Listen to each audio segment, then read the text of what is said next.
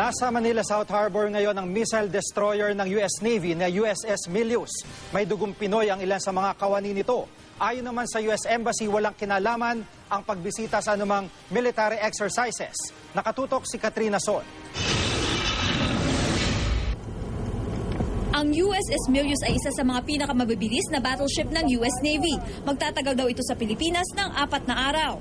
Ito nga ang tinatawag na United States Ship Milius. Mahaba raw ito na 505 feet at unang araw itong dumaong dito sa Pilipinas, 5 taon na ang nakakaraan.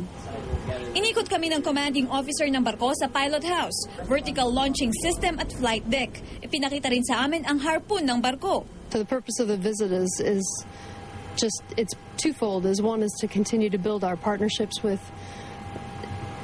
the Philippine nation, as well as for my crew to get some well-deserved liberty.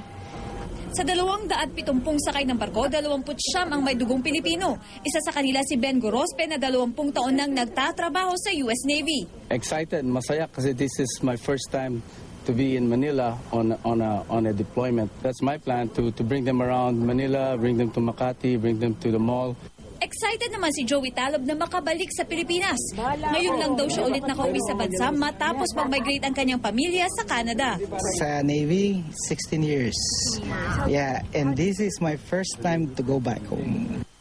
Ayon sa US Embassy, regular na port call daw ito ng USS Milius at walang kinalaman sa anumang military training o exercise. Katrina Son, nakatutok, 24 oras.